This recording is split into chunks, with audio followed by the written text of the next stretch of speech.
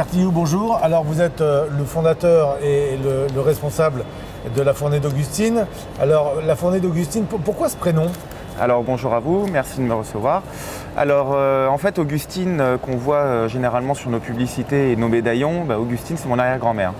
Donc on a utilisé ce prénom parce que c'est un vieux prénom et comme nous sommes très attachés à nos valeurs, on a utilisé ce prénom et on essaie de se rapprocher au maximum de ce qui se faisait dans l'ancien temps et particulièrement dans le monde de la boulangerie. Ah, vous parlez de valeurs, c'est aussi de la tradition. C'est quoi? C'est votre arrière-grand-mère qui vous a donné cet amour du bon goût? Alors effectivement, je suis très attaché à nos traditions et à notre savoir-faire.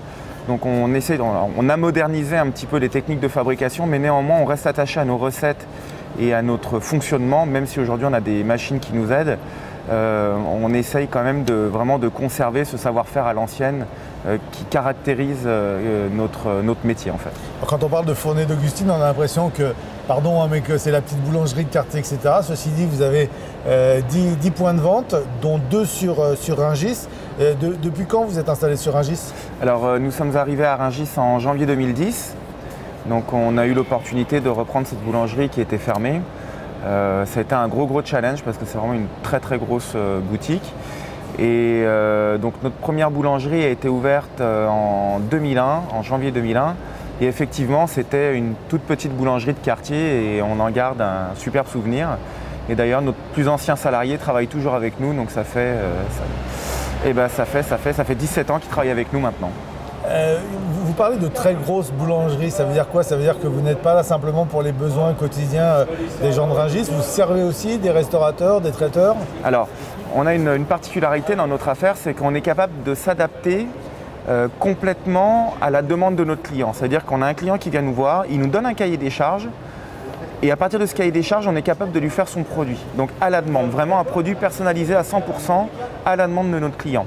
Donc bien évidemment, on sert en boutique les clients particuliers, on va dire, entre guillemets, mais on est aussi capable de fournir tous les restaurateurs, les traiteurs, les collectivités, les crèches, les écoles, les maisons de retraite, parce qu'on a aussi un agrément sanitaire au service vétérinaire européen dans notre boutique, ce qui nous garantit une traçabilité et une sécurité alimentaire, ce que très peu de boulangeries artisanales ont aujourd'hui.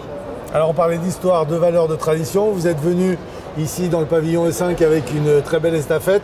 C'est véritablement de la tradition aussi. À l'intérieur de la présentation de vos pains, de vos viennoiseries. Alors on a entendu tout à l'heure en off des noms de pains. Vous pouvez un petit peu nous présenter? Alors effectivement, on a mis un petit assortiment de pains et de viennoiseries. Donc c'est une partie de ce qu'on peut faire, parce que encore une fois, on peut s'adapter à tout le monde. Donc là, on a fait des mini pains au seigle, des mini broads. Donc le pain broad, c'est un pain avec une farine noire et des céréales. Ça, c'est du pain fuego. Donc à l'intérieur, il y a un mélange de tomates séchées et de poivrons. Ça, c'est des buns pour faire des petits burgers. Après, on retrouve le complet, on retrouve des pains aromatisés. Donc dans celui-là, il y a du poivron, du fromage et du poulet. Qu'est-ce qu'on a d'autre? Là, on a du pain aux céréales. Après, dans les grandes pièces, on a fait du pain au levain, un pain de campagne, donc un grand broad qu'on retrouve comme le petit, un céréal, bon, celui-là c'est de nouveau un campagne.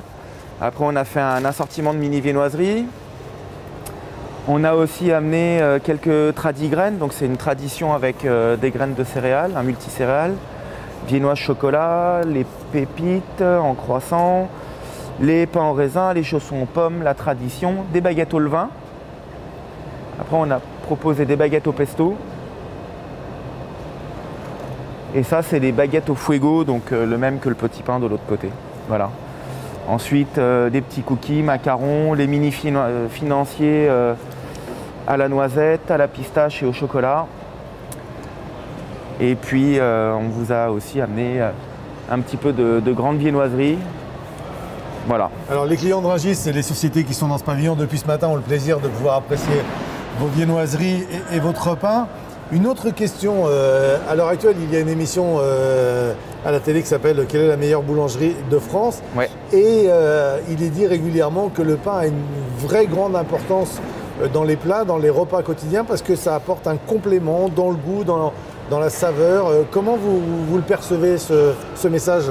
Alors, tout d'abord, il y a quelques décennies en arrière, le pain était l'aliment de base de notre alimentation, de l'alimentation française. Donc c'était vraiment quelque chose de particulier. D'ailleurs, souvent quand on entend parler des anciens, ils achetaient à la campagne les pains de 2. Donc les pains de 2, c'était les pains de 2 livres, donc des pains d'1 kilo. Donc ça faisait vraiment partie intégrante, c'était vraiment la base de notre alimentation.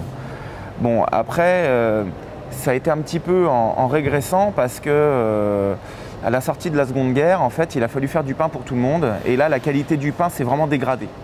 Donc ce qui a énormément joué forcément sur les volumes dans les années suivantes. Et aujourd'hui, on est vraiment en train de renouer avec justement toutes ces techniques de fabrication qui sont complètement anciennes. On revient à des techniques de fabrication du début du siècle avec très peu de levure ou très peu de levain, une fermentation très très lente, ce qui garantit vraiment énormément de goût et surtout une qualité gustative exceptionnelle et encore plus la digestion. Donc c'est-à-dire qu'un pain, plus il est travaillé lentement, et plus il sera digeste. Très bien. Alors, vous nous avez donné l'eau à la bouche. On sait qu'il y a 2 boutiques sur Rungis. Où sont à peu près implantés les 8 autres? Alors, les 8 autres, il y en a 4 dans Paris. Donc, il y en a une rue Raymond-Losserand, une rue des Batignolles, dans le 17e. Il y en a une place de la Nation et il y en a une rue Vavin, à côté du parc du Luxembourg. Donc, il y en a 4 dans Paris. Il y en a une à Linas. Il y en a une à Angerville, donc c'est sur la Nationale 20, les 2 sont sur la Nationale 20. Il y en a une à Fresnes et il y en a une à Thiais. D'autres projets?